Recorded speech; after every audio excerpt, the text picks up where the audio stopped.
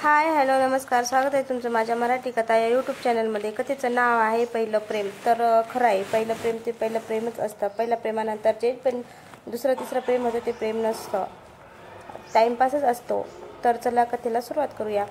जन्माला येताना श्वास होता पण नाव नव्हतं, मरताना भलेही श्वास नसेल पण नाव मात्र प्रत्येकाच्या हृदयाच्या कोरलेलं असलं। जगणं म्हणजे खरं जगणं, त्यांच्या बोलण्याचा तो शेवट होता आणि जणू माझ्या जीवनातील सुरुवात। पहिल्याच नजरेत त्यांनी मला आपलंसं करून घेतलं होतं। त्यांचा तो गौरवर्णन, सिंहासम स्वाभिमानाने भरलेला तेजस्वी चेहरा, त्यांच्या बोलण्यातील करारी बाणा, हिमालयासारखी उंची, चमकत्या डोळ्यातील कर्तृत्वाची धजक, बलशाली शरीर, वक्तृत्व, तर असे जणू शब्दाचे निर्माते तेच असावेत। त्यांच्या पहिल्याच लेक्चरमध्ये मी मनोमन माझं सर्वस्व देऊन बसले होते।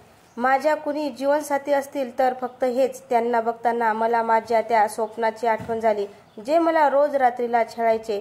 एका पांढऱ्या शुभ्र घोड्यावर स्वार होऊन माझ्या भेटीसाठी आतुर होऊन येणारा तो राजकुमार, राज्यातून येत असताना ज्यांच्यावर फुलांचा वर्षाव चालू आहे। काही लोक सन्मान म्हणून त्यांच्या गळ्यात फुलांच्या माळा घालत आहेत आणि अचानक एक माळ माझ्या हातात आली।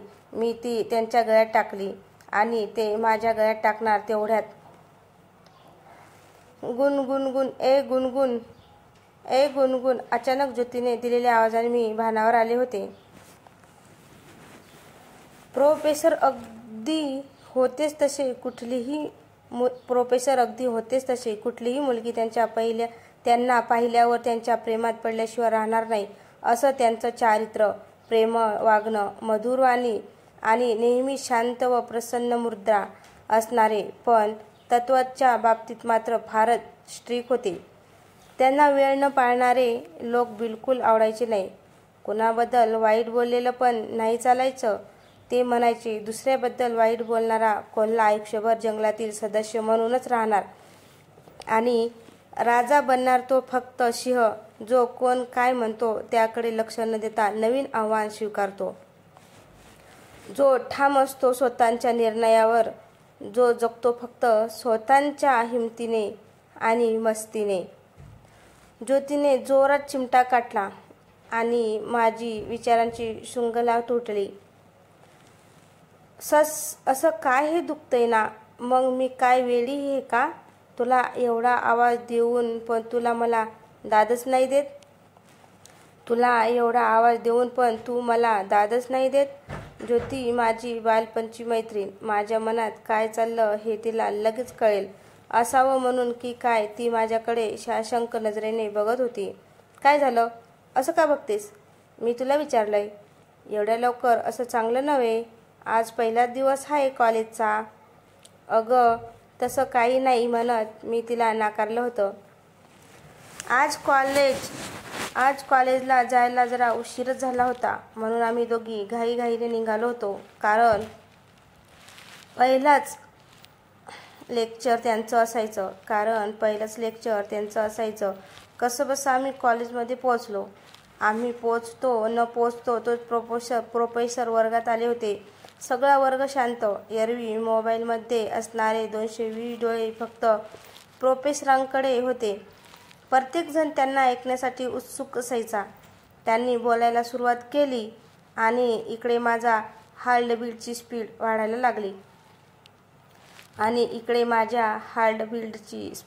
लागली। त्यांनी शिकवायला सुरुवात केली।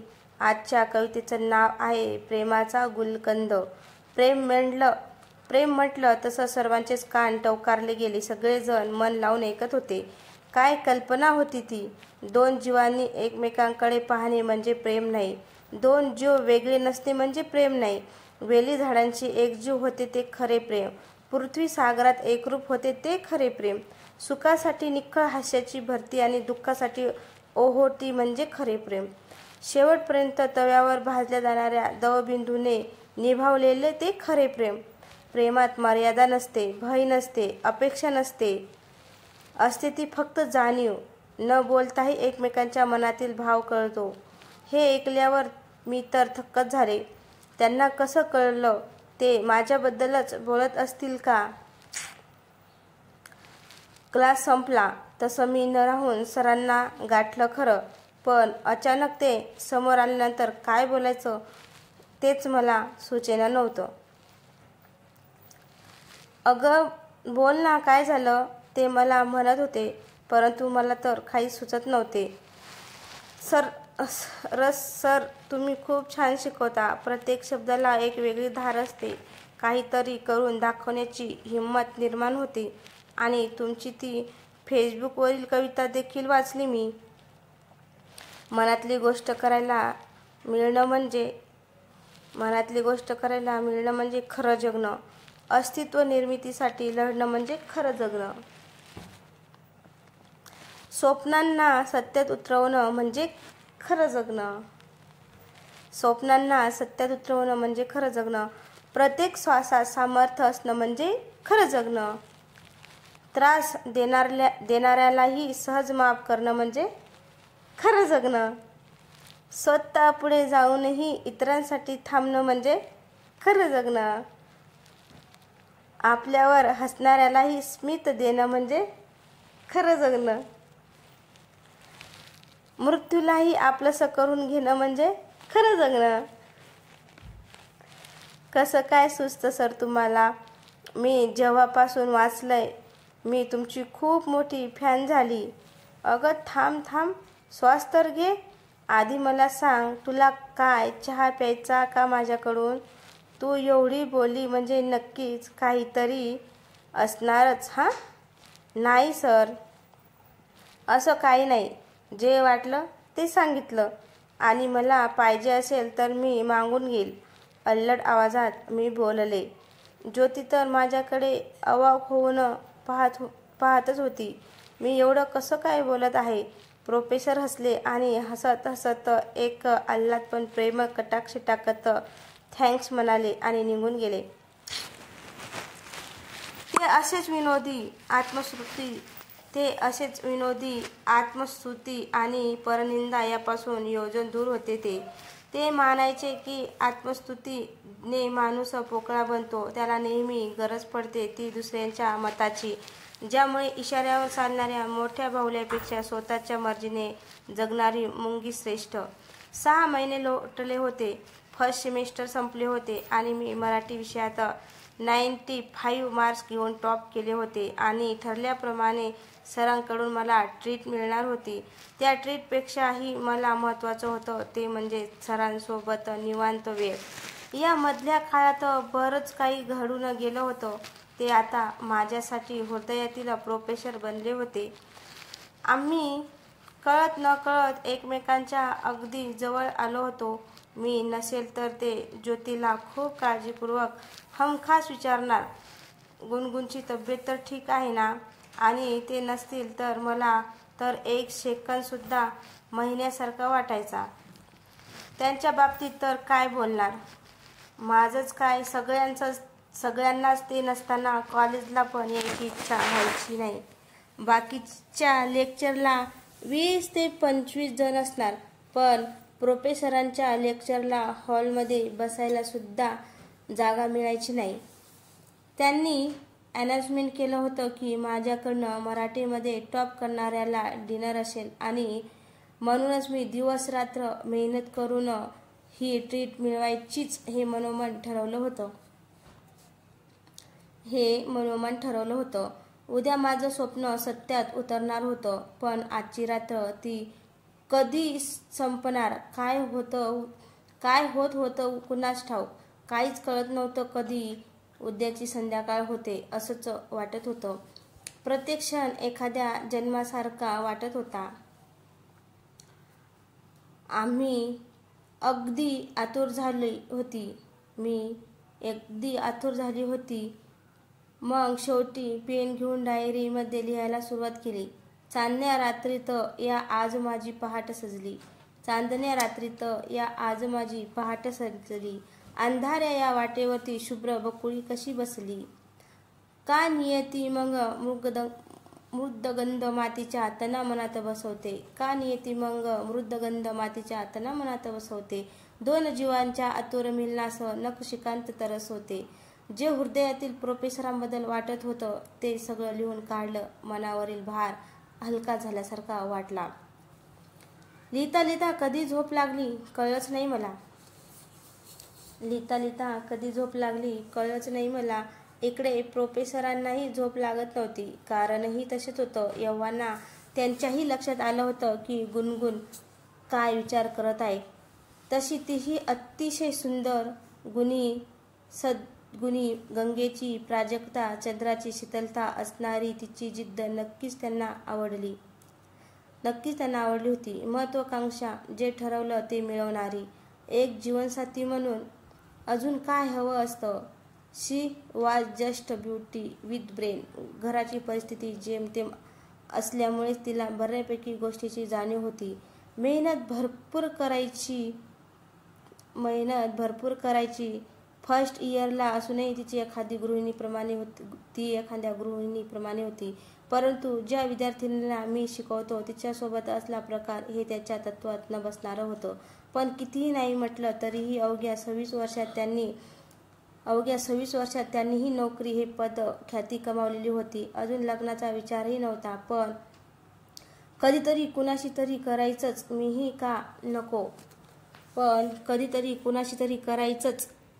ही का नको. बाहेर मस्त विजा चमकायला लागल्या आणि पावसाच्या सरींनी या विचारात भर घातली. गरम गरम चहा बनवण्याची प्रोफेसरांनी खूप जास्त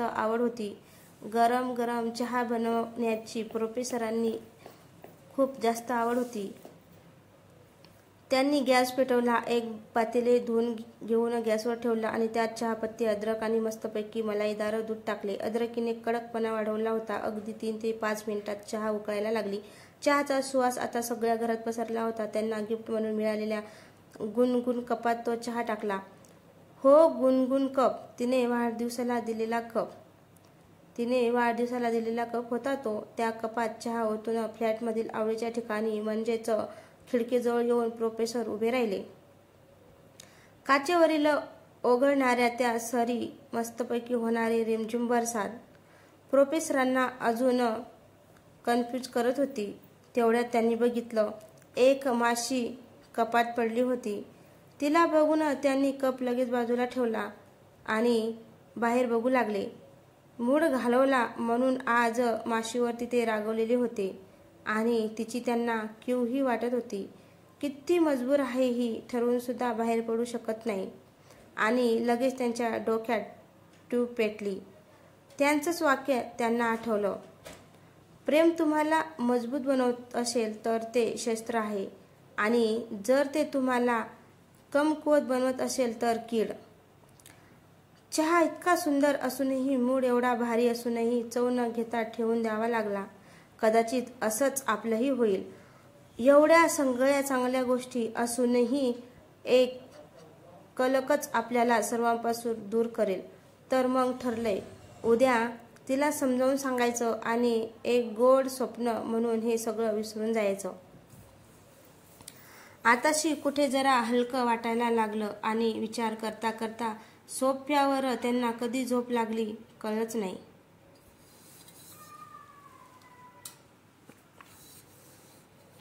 संध्याकाळी 5 वाजले होते. फक्त 1च तास बाकी होता 6 वाजता. कोकण किनारा हॉटेलमध्ये भेटायचं ठरलं होतं. त्याप्रमाणे नेहमी 10 मिनिटात तयार होणारी गुणगुण आज मात्र 1 तास झाला तरी एकाच प्रश्नावर होती. नक्की चांगला दिसेल ना? हा ड्रेस त्यांना आवडेल ना? सांग ना ज्योती प्लीज. अगं हो, तसंही तुम्ही कुठे सजावटीला बघणार आहेत? तुम्ही तर मनाच्या शृंगारावरले लोक असं म्हणत ज्योतीने टोमणा मारला. नाही हा, तसं काही नाही बरं. सोड प्लीज, सांग ना. चांगला वाटेल ना? त्यांना आवडेल ना हा ड्रेस? असं म्हणत हा 10वा ड्रेस तिने बदलला होता. हे ओळखून ज्योतीने तिला वेळेची जाणीव करून दिली. 5:45 झाले होते. या क्षणाची तू कालपासून वाट पाहत आहे आणि आता त्यांना उगाच का तरसवणार आहेस? अरे देवा, खरंच की. असं म्हणत घाईघाईने मी घरातून निघाली आणि त्यांना अर्ध्या रस्त्यात गेल्यावर कॉल केला. त्यांनी कॉल उचलला. हो, मी पोचतोच, आता रस्त्यात आहे, आलोच, असं म्हणत त्यांनी बाय न म्हणताच कॉल कट केला. मी 6:30ला हॉटेलमध्ये पोचले होते. हॉटेलचे नावच कोकण किनारा. तेथे कोकणचा फील होता. थंडगार वारा, आजूबाजूला हिरवागार वातावरण, मस्त. वरती फिरले. काय बोलायचं यांची रंगीत तालीमही झाली होती. पण आता मात्र असह्य झालं होतं. 2 कॉल केले तरी काही उत्तर मिळालं नव्हतं. आता 7:10 झाले तरी त्यांचा रिप्लाय नाही. हे बघून मी अजूनच अधीर झाले आणि रागही येत होता. यायचं नव्हतं तर मग मला हो तरी कशाला म्हटले? आधीच नाही म्हणायचं ना. विनाकारण माझ्यासारख्या एकट्या मुलीला असं सोडून कुठे गेलेत कुणास ठाऊक. हे शोभतं का यांच्यासारख्या जबाबदार माणसाला?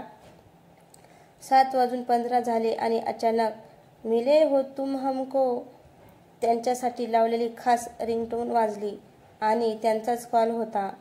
अल्लड आवाजात मी बोलले हॅलो, परंतु तिकडनं एका अनोळखी व्यक्तीचा आवाज होता.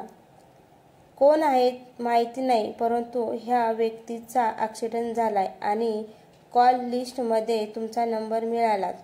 खूप जास्त रक्त वाहतंय, त्यामुळे कुणीही जवळ यायला तयार नाही. लवकरात लवकर आलात तर बरं राहील. काय होतंय हे कळायच्या आतच देवानं बुद्धी दिली. मी ज्योतीला सांगितलं आणि सगळ्यांना बोलावून घेतलं. रस्त्याने एकटीच पळत होते. कोणाचीही पर्वा न करता बिनधास्त पळत होते. 5 मिनिटे सुद्धा एक काळ असल्यासारखा वाटत होते. तिथे पोचले आणि त्यांना पाहिले. आता मात्र माझी शब्द हरपली आणि काय होतंय ते कळायच्या आतच मूर्छित होऊन मी धाडकन जमिनीवर कोसळले. जाग आली तेव्हा मी एका रंगहीन भिंती असणाऱ्या हॉस्पिटलच्या बेडवर होते. माझ्या बाजूला ज्योती बसलेली होती. तिला अपेक्षित प्रश्न मी नजरेनेच विचारला होता. तिने देखील एकही शब्द न बोलता तिच्या डोळ्यातील आसुवांनी मला उत्तर दिले आणि तशी मी गारठले. माझ्या आनंदाचे आणि जगण्याचे कारणच हरवले होते. हृदयातील प्रोफेसर आता अस्तित्वात नव्हते. तेही माझ्यामुळेच. ना मी त्यांना कॉल केला असता, ना त्यांनी उचलला असता, ना हे सगळं घडलं असतं. याला मीच सर्वस्वी जबाबदार आहे. पण हे माझ्यासोबत का? देवा, मला कधीच हवं ते दिलं नाहीस. एवढी रे काय माझ्याशी दुश्मनी? आता गुणगुणायची, परंतु ते सर्व विरह गीते, वेदना, दुःख, लाचारी, अगदी नकारात्मक गुणगुणायची. तिचं लिखाण देखील बदललं होतं. काळ बदलला, वेळ बदलली, नियतीने सारे खेळ बदलली. काळ बदलला, वेळ बदलली, नियतीने सारे खेळ बदलली. निसर्ग हसता, ऋतूही बदलली. माझीच कामं केली उपेक्षा. आयुष्यभराची दिली प्रतीक्षा. मरण येत नाही म्हणून जगायचं असंच ठरवून ती दिवस काढत होती. ती अचानक 15 दिवसांनी प्रोफेसर तिला स्वप्नात भेटले. हसत हसत ते बोलत होते. गुणगुण, ऐकून घे. शरीरावरती बंधन फार असतात, म्हणूनच कदाचित मी तुझा अस्वीकार केलाही असता, परंतु मी तुझं हृदय तोडावे हे नियतीला देखील मान्य नसावं आणि म्हणूनच तर हे सगळं घडलं. एक सांगू, मी जरी नसलो ना तरी तुझ्या हृदयात छोटीशी जागा माझ्यासाठी असू दे. अचानक मला जाग आली. एक नवी पहाट झाली होती माझ्या जीवनातही. आता माझे शब्दही बदलले. येईल परत जीवनी मग ओढ एक ती मनी लागते. हळूच हसते स्वप्नी मग मी. स्वप्नातही अलगद जपते. स्वप्नी मजला रोज दिसेतो. गाली अगदी